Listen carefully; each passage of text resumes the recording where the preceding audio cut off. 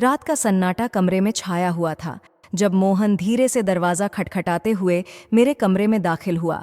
उसकी विनम्र आवाज़ ने मेरे विचारों की कड़ी तोड़ी। मैम साहब, खाना लगाऊं क्या? मैंने नज़रें उठाई और कहा, नहीं मोहन, मुझे अभी भूख नहीं है। कुछ पल के लिए खामोशी छाई रही और फिर मैंने उसकी तरफ देखते हुए कहा, मोहन, एक काम करोगे? उसकी आंखों में हमेशा की तरह समर्पण का भाव था। उसने झुककर जवाब दिया, जी मैम साहब, आप जो कहेंगी। मैंने धीरे से कहा, मुझे ठीक नहीं लग रहा। थोड़ा तेल गर्म करके लाओ और मेरे हाथ पैर दबा दो। मालिश भी कर देना, शायद आराम मिल जाए। उसने बिना कुछ कहे सिर हिलाया और बाहर चला गया। मैं गांव में थी और आराम के लिए बिस्तर पर लेटी हुई थी। मोहन 5 मिनट में तेल गर्म करके कमरे में आ गया। उसके हाथों में एक छोटी कटोरी थी और वह एक किनारे खड़ा हो गया। मैंने अपना गाउन घुटनों तक ऊपर किया और कहा, मोहन, मेरे पैरों पर तेल लगाकर मसाज कर दो। वह थोड़ी झिझक के साथ बोला, जी मैम साहब, और मेरे पैरों की मालिश करने लगा। मालिश करते हुए मैंने महसूस किया कि उसके हाथों की पकड़ धीरे धीरे मजबूत होती जा रही थी। उसके भाव और हरकतें मुझे उसकी मन स्थिति के बारे में बहुत कुछ बता रही थीं। मैंने जानबूझकर अपना गाउन थोड़ा और ऊपर कर लिया ताकि वह मेरी तरफ ध्यान दे सके। उसकी नज़रें मेरे पैरों पर टिक गई थीं। यह देख मैं मुस्कुराई, लेकिन कुछ नहीं कहा। मोहन, मैंने कुछ देर बाद अपनी स्थिति बदलते हुए कहा, मेरी पीठ पर भी मालिश कर दो, वहाँ बहुत दर्द हो रहा है। वह ठिठक गया और बोला, मैम साहब, यह मैं नहीं कर सकता। मैंने उसकी झिझक समझते हुए कहा, मोहन, इसमें शर्माने की क्या बात है? तुम मेरे लिए काम करते हो और मैं तुम्हें इस काम के लिए अलग से पैसे दूंगी। मेरी बात सुनकर वह थोड़ा सहज हुआ और मेरी पीठ पर तेल लगाने लगा। मैं दीवार पर लगे शीशे में देख सकती थी कि उसकी नज़रें मेरे बदन पर टिकी हुई थीं। मैंने उसे कहा, अच्छे से मसाज करो मोहन, लेकिन उसके कांपते हाथ इस बात का इशारा कर रहे थे कि वह अपने आप में संघर्ष कर रहा था। थोड़ी देर बाद मैंने उसकी तरफ मुड़कर कहा, अब मेरे पेट पर भी मसाज कर दो। वह एकदम से पीछे हट गया और बोला, मैम साहब, यह ठीक नहीं है। उसकी घबराहट और झिझक साफ नजर आ रही थी। मैंने उसे समझाते हुए कहा, मोहन, तुम्हें मुझसे डरने की जरूरत नहीं है, मैं बस आराम चाहती हूँ। लेकिन उसकी नजरें उसकी हिचकिचाहट को साफ बयान कर रही थीं। उस रात के बाद से मोहन और मेरी बातचीत में एक अजीब सी गहराई आ गई थी। हमारे बीच के रिश्ते ने एक नया रूप ले लिया था, जिसमें शब्दों से ज्यादा भावनाओं का संचार था। मैं महसूस कर सकती थी कि उसके दिल में मेरे लिए एक अलग जगह बन रही थी। उस दिन उसने मुझे अपने जीवन की कहानी सुनाई। उसने बताया कि वह बिहार का रहने वाला है और उसकी शादी हो चुकी है, लेकिन मजबूरी के चलते वह अपनी पत्नी से दूर रह रहा है। उसकी आंखों में वह तड़प झलक रही थी जो मैंने अपने अंदर दबा रखी थी। मैम साहब, उसने कहा, हमारे पास सब कुछ होते हुए भी हम अपनी खुशियों से दूर हैं। आप अपने पति से दूर हैं और मैं अपनी पत्नी से। यह दूरी हमें अंदर से खा रही है। उसकी बातों में छिपा दर्द मेरे दिल को छू गया। उसने अपने बारे में और बताया, हमारी शादी को 1 साल से ज्यादा हो गया है, लेकिन मैं अपनी पत्नी के साथ केवल 2 महीने ही रह पाया हूँ। हर दिन उसकी याद आती है, लेकिन क्या करें, काम जरूरी है। उसकी बातों ने मुझे अंदर तक झकझोर दिया। पहली बार मुझे किसी ने ऐसा महसूस कराया कि वह मेरे दर्द को समझ सकता है। हम दोनों की जिंदगी में अधूरी ख्वाहिशों का एक अजीब सा रिश्ता बन गया था। जब भी हमारी नज़रें मिलतीं, ऐसा लगता जैसे हमारी भावनाएं एक दूसरे से संवाद कर रही हों। उसके साथ बिताए कुछ लम्हों ने मुझे अकेलेपन से राहत दी। एक दिन मैंने उसे पैसे देकर कहा, मोहन, अपने घर जाकर अपनी पत्नी से मिल आओ, लेकिन उसने इनकार कर दिया। उसने कहा, मैम साहब, ये पैसे मैं घर भेज दूंगा, मैं यहाँ रहकर आपकी सेवा करूंगा। वैसे भी मालिक घर पर नहीं है। उसकी बातों में निष्ठा और समर्पण था। यह रिश्ता जो हमने बनाया था, उसमें कोई बंधन नहीं था, बस भावनाओं की डोर थी जो हमें जोड़ रही थी। मोहन के प्रति मेरी सोच बदल गई थी। वह केवल एक नौकर नहीं रह गया था, वह मेरा हमदर्द बन चुका था जो मेरे दर्द को समझ सकता था। इस कहानी का हर लम्हा मेरे दिल में एक गहरी छाप छोड़ गया। मोहन और मेरी यह अनकही दास्तान शायद कभी पूरी नहीं होगी, लेकिन उसने मुझे यह एहसास दिलाया कि इंसानी रिश्ते केवल खून के नहीं होते, भावनाओं से भी बनते हैं। तो मेरा फर्ज है कि मैं आपका ख्याल रखूं। उसकी बातों में अपने घर वालों के लिए प्यार और जिम्मेदारी देखकर मुझे एहसास हुआ कि यह साधारण सा इंसान अपनी पत्नी को कितना चाहता है, और एक मेरे पति हैं जिन्हें मेरी जरा भी परवाह नहीं है।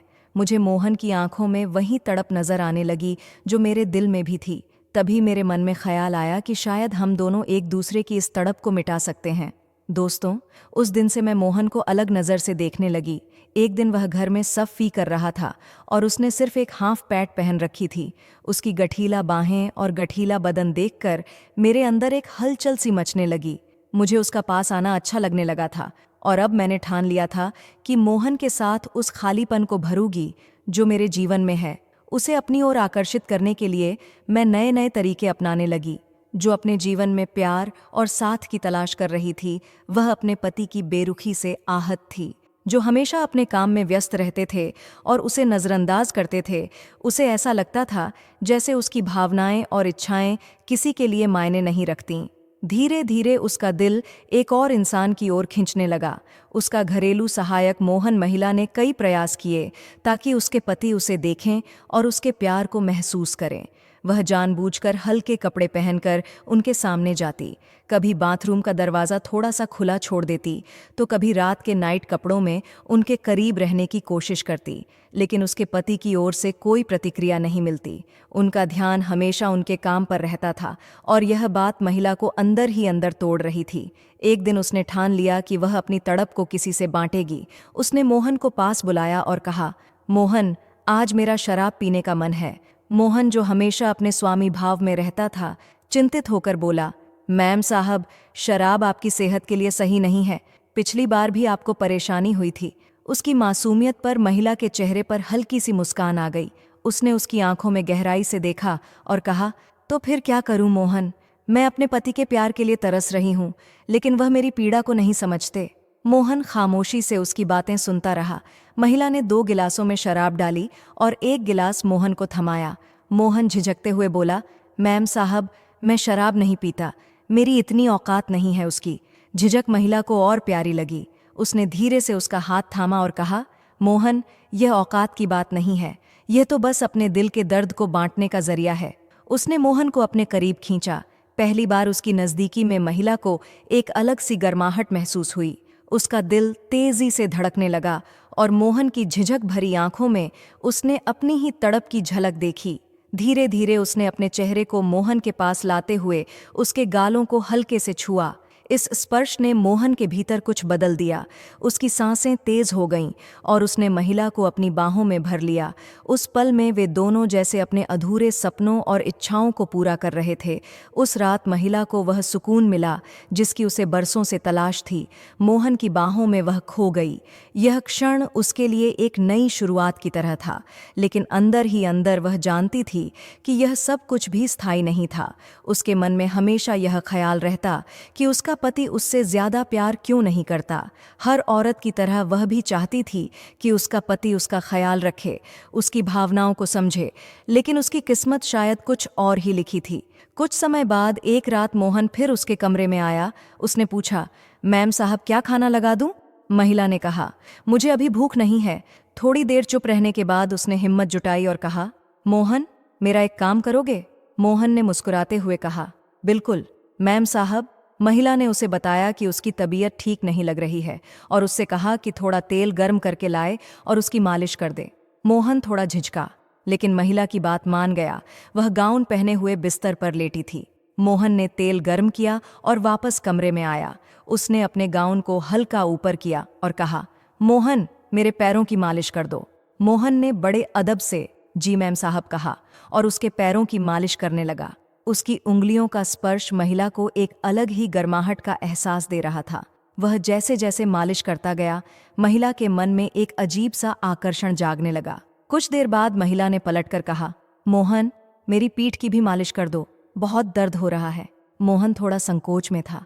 उसने कहा, मैम साहब, मैं यह नहीं कर सकता। लेकिन महिला ने नरम आवाज में कहा, मोहन, तुम्हें शर्माने की जरूरत नहीं है। मैं तुम्हें इसका अलग से भुगतान करूंगी। मोहन ने झिझकते हुए उसकी बात मानी और धीरे धीरे उसकी पीठ की मालिश करने लगा। उसकी उंगलियों का स्पर्श जैसे महिला की आत्मा तक पहुंच रहा था। वह शीशे में देख रही थी कि मोहन कैसे धीरे धीरे उसकी पीठ की मालिश कर रहा था। उसकी नज़रें अब महिला के शरीर पर टिकी थीं। महिला ने कहा, मोहन, मेरी पीठ पर अच्छे से मसाज करो। मोहन कांपते हुए हाथों से उसकी पीठ की मालिश कर रहा था।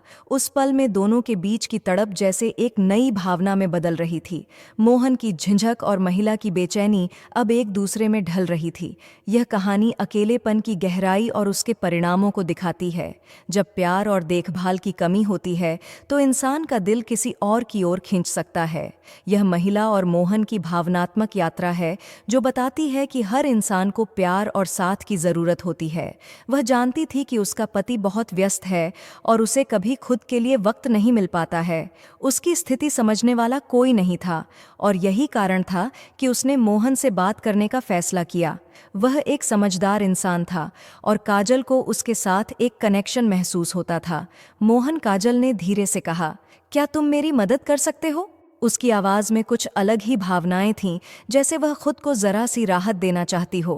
मोहन थोड़ी देर के लिए चुप रहा, फिर उसने हल्की सी मुस्कान के साथ कहा, बिल्कुल मैम, आप बताइए क्या करना है। काजल ने धीरे से कहा, मुझे कुछ अच्छा महसूस करना है।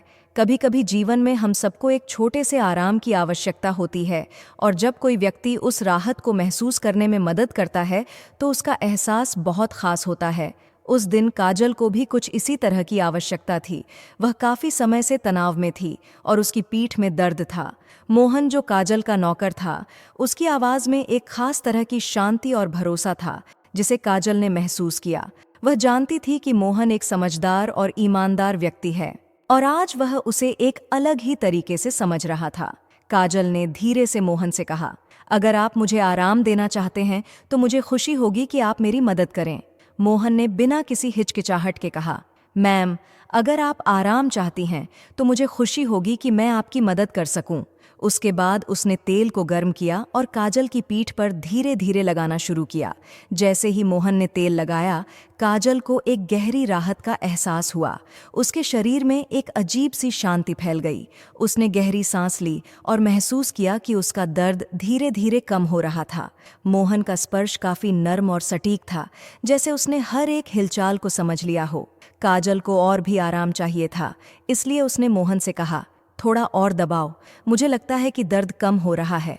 मोहन ने उसकी पीठ की मालिश की और पूरी कोशिश की कि वह काजल के शरीर के हर तनाव को दूर कर सके।